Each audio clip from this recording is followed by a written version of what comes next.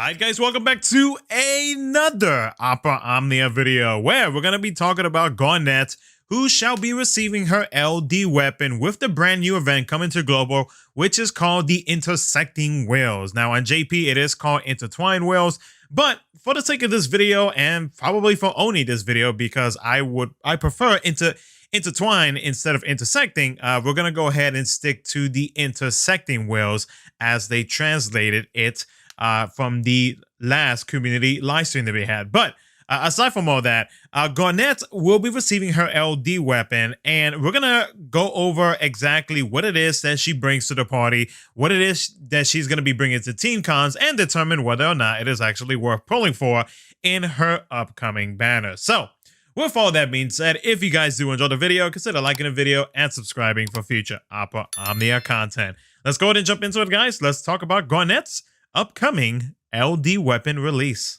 So with Garnet's LD ability, which is called Eternal Darkness, with this ability, and normally, or at least in the past couple of in-depth videos, I don't really go over their attacks, how many brave hits that it deals, etc, but this time I do want to, because she actually does a few things whenever you use her LD ability. So before she attacks, she recovers brave to the party based on 30% of the max brave. She then deals her attack, which does have 2 HP dumps, and it is split HP damage. After the last attack, she recovers brave to the party based on 20% of the total HP damage dealt, and she also recovers HP to the party based on 50% of the total HP damage dealt, with a recovery limit of 50% of the team's max HP, or for each of the units max HP.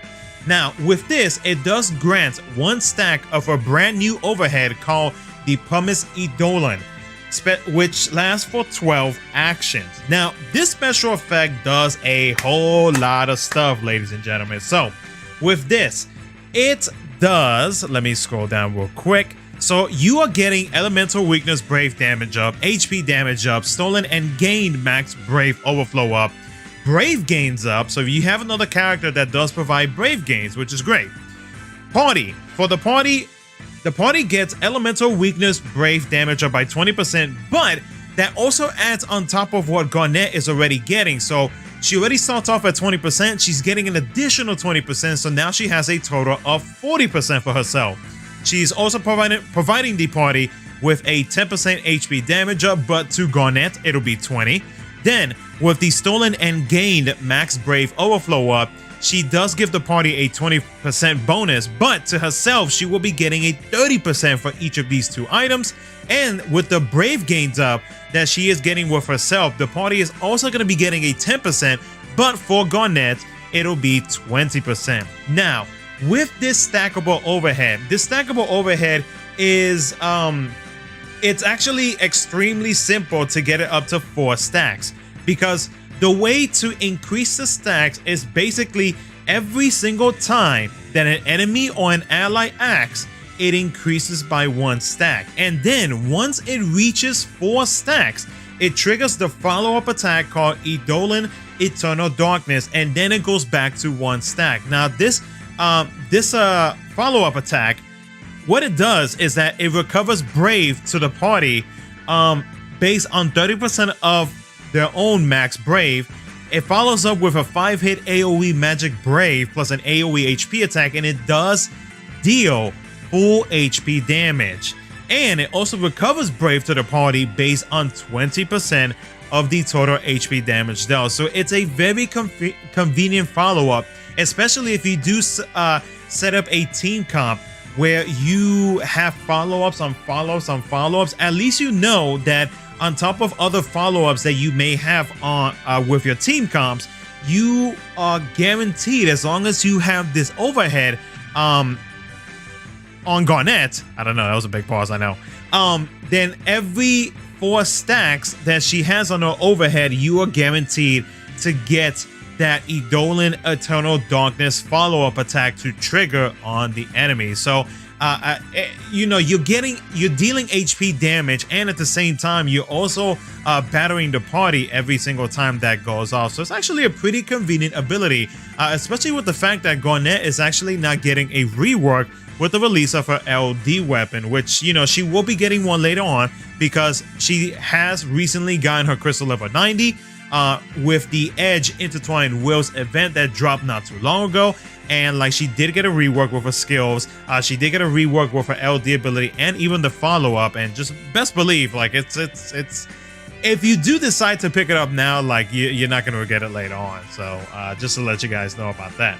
Now, while her LD overhead is active, her Brave attack and her HP attack turns into two different attacks depending on which buff you have active from her skill 1 or her skill 2.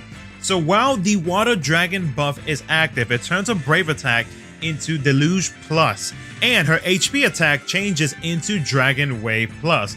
Now, Deluge Plus is a 3-hit AoE, a Water AoE magic Brave attack that does recover Brave to the party based on 100% of her own attack. And then with Dragon Wave Plus, it turns into a 4-hit Water Magic Brave plus HP attack that does allow for 150% stolen Brave Max Brave Overflow, and it also recovers Brave to the party except to herself based on 50% of the HP damage dealt. Now, while you have the Thunder Zara buff active, it does turn her Brave attack into Super Bolt Plus, which is a 4-hit Thunder AoE Magic Brave plus a single target HP attack, and it also recovers Brave to herself based on 50% of the HP damage dealt. And her HP attack does turn into Hammer of Judgment Plus, which recovers Brave to the party based on 70% of her own attack, then deals a 2-hit Thunder Magic Brave plus an HP attack 2 times, and it does allow for 120% stolen Brave Max Brave Overflow. After the first HP attack, she does recover Brave to herself based on 20% of the HP damage dealt, and after the last HP attack, she deals 20% splash HP damage to non-targets. Now, her call ability, whenever you use her LD call ability, the call effects, which does last for 3 actions, the party receives a 20% stolen and recovered Brave Max Brave Overflow limit up and a 10% HP damage delta. So now we get to the point of the video where you guys decide whether or not it is actually worth pulling for Garnet's upcoming LD weapon. Now, for me, I was pleasantly surprised with the amount of stuff that she actually got with her overhead, and the fact that after every 4 actions, whether it is between the enemy or your other teammates, including Garnet, the fact that you get yourself a follow-up attack that gives you battery at the same time is actually, it does come in handy, and it really does help if you know, of course, if you get the timing right and everything like that. But like, it does help out a good amount, especially when trying to shave off any type of Brave that the enemy all of a sudden gets, or if they hit you with it. You know, if the timing is right with that overhead count, then you'd be good to go with that follow-up attack, being able to help in shaving off that Brave that the enemy just got from either attacking or from what they gained. Also, the fact that her overhead does provide extra ways of increasing her damage and also increasing the party's damage as well with that elemental weakness Brave damage up will really help in saving your butt if you do have to shave off a good amount of Brave from the enemy.